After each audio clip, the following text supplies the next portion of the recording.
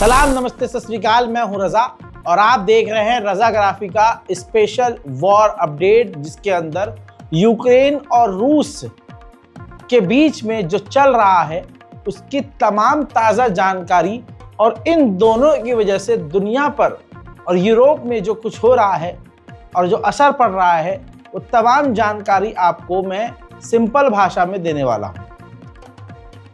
अगर आप हमारे चैनल रजाग्राफी अनस्क्रिप्टेड पर नए हैं तो चैनल को सब्सक्राइब कीजिए। इंशाअल्लाह आपको तमाम दुनिया की बड़ी खबरें आसान और सिंपल भाषा में इसी तरह से मिलती रहेंगी। दोस्तों, मैं आपको बता दूं कि हालात बिल्कुल अब यूरोप के पलट चुके हैं। अमेरिका इस वक्त सबसे भिड़ रहा है और डोनाल्ड ट्रंप एक तरफा सभी से लड़ रहे हैं। यूरोप जो कल तक अमेरिका के साथ था और दोनों मुंह से मुंह मिलाए रहते थे, अब दोनों ही भिड़ रहे हैं। यूरोपीय यूनियन के बारे में डोनाल्ड ट्रंप ने अब अपने ताज़ा तरीन बयान में कहा कि यूरोपीय यूनियन बनाया ही इसलिए गया था ताकि ये हमारा काम खराब करे, अमेरिका के कामों में टांग अड़ाए और हमारी हमेशा आलोचना करे। मैं पूरे यूरोप पर 20 से 30% टैरिफ लगाऊंगा और पाबंदी लगाऊंगा।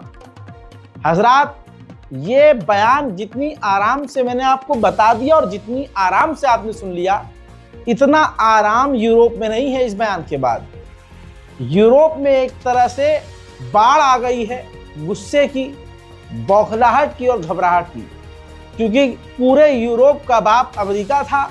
अब बाप अपने बच्चों से दूर हो रहा है और दूर होना चाहता है। और यूरोप पूरी तरह से किलसा हुआ है कि अब क्या किया जाए। सबसे बड़ी बात जो डोनाल्ड ट्रंप की सबको चुभ रही है वो ये कि रशिया की वो तारीफ कर रहे हैं। अमेरिका के राष्ट्रपति डोनाल्ड ट्रंप ने एक बार फिर से पुतिन की तारीफ करते हुए कहा कि मुझे नहीं लगता है कि व्लादिमीर पुतिन का कोई और मकसद है। वो बंदा जेन्युइन है, सही है और वो जंग खत्म करना चाहता है।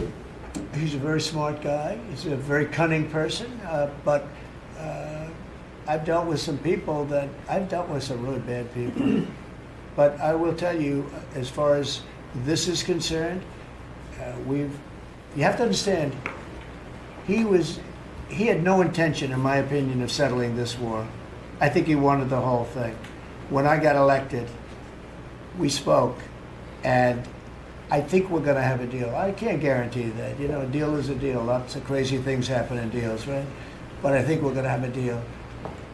If I didn't get elected... पत्रकार ने पूछा कि जिन इलाकों पर रूस ने कब्जा कर लिया है यूक्रेन के, क्या वो इलाके यूक्रेन को वापस मिलेंगे? तो डोनाल्ड ट्रंप ने कहा कि हम पूरी तरह से कोशिश करेंगे कि ज़्यादा से ज़्यादा यूक्रेन का इलाका यूक्रेन को वापस मिल जाए। हजरात, सबसे बड़ा झटका तो डोनाल्ड ट्रंप ने एक बार फिर से यूक्रेन को दे दिया। सबसे बड़ा झटका ये हुआ कि अमेरिका के राष्ट्रपति डोनाल्ड ट्रंप ने कह दिया कि यूक्रेन की भविष्य में जिम्मेदारी और उसकी गारंटी हम नहीं लेते। उसकी गारंटी, उसकी सेफ्टी की गारंटी हम यूरोप पर छोड़ेंगे। अजी, इससे बड़ा झटका ये दिया ट्रंप ने कहा कि नेटो में शामिल होने के लिए यूक्रेन भूल जाए, यूक्रेन नेटो में शामिल नहीं हो सकता। हजरात, रशिया भी कम नहीं पिघल रहा है। रशिया भी पूरी तरह से अमेरिका के साथ है। देखिए, पृथ्वी का जो ऊपरी हिस्सा होता है आर्कटिक, अंग्रेजी में कहलाता है, पृथ्वी का, ये ग्लोब का ऊपरी इलाका। अब रशिया ने कह दिया कि इस आर्कटिक इलाके में हम अमेरिका के साथ मिलकर काम करने को तैयार हैं। और दोस्तों, अमेरिका भी काम करने को तैयार है रूस के साथ, ताकि कहीं ऐसा ना हो कि आर्कटिक में काम करने के लिए रशिया चीन से डील कर ले। उधर जर्मनी की विदेश मंत्री ने खिलाफ बयान दिया अमेरिका के और कहा कि आज हम ये नहीं मान सकते, नहीं जान सकते कि हम अमेरिका पर भरोसा करें या ना करें। सोचिए, कल तक हालात जो ऐसे थे एकदम से ऐसे पलट गए हैं। वहीं रशिया ने कल कहा था कि हम अपने इलाकों के मिनरल्स डोनाल्ड ट्रंप को बेचने को तैयार हैं। उधर डोनाल्ड ट्रंप ने आज कह दिया कि अगर रूस अपने इलाकों के मिनरल्स भी बेचना चाहता है तो हम खरीदने को तैयार हैं। सुन लीजिए। You spoke to Vladimir Putin, and did he raise or did you discuss at all the possibility of a minerals deal on the Ukrainian land that Russia now controls? I didn't discuss it, no. I'd like to buy minerals on Russian land too, if we can. The rare earth, they have very good rare earth also. They both do, I would say that, and oil and gas. Look, it's a great thing if we sell this. It's great for Russia too. उधर सुनिए, Donald Trump ने फिर कहा कि जो Canada है वो हमारा 51st यानी 51वां जो है स्टेट बन जाए, क्योंकि 95% कनाडा हम पर निर्भर है और हम कनाडा पर सिर्फ 4%। उधर रशिया और अमेरिका की अगली मीटिंग तुर्की की राजधानी इस्तांबुल में होने वाली है। इस मीटिंग में मुद्दा यूक्रेन है, लेकिन यूक्रेन को बुलाया ही नहीं जा रहा है। लेकिन इसी हफ्ते कहा जा रहा है कि ज़ेलेंस्की अमेरिका पहुंचेंगे और कई अहम मुद्दों पर डील होगी। हज़रात मोहतरम, उधर बरतानिया ने कहा है कि हम अपनी फौज यूक्रेन में तैनात करने को तैयार हैं अगर अमेरिका हमारी फौज की गारंटी ले और उनकी सेफ्टी की गारंटी ले, उनकी सिक्योरिटी की गारंटी ले। लेकिन जब इमैनुअल मैक्रोन को अमेरिका ने उनके मुंह पर कोई सिक्योरिटी की गारंटी नहीं दी तो वो हमें क्या ही देंगे। यूक्रेन की दुर्गति ऐसी हो गई है कि मैं आपको बता नहीं सकता। हजरात, डोनाल्ड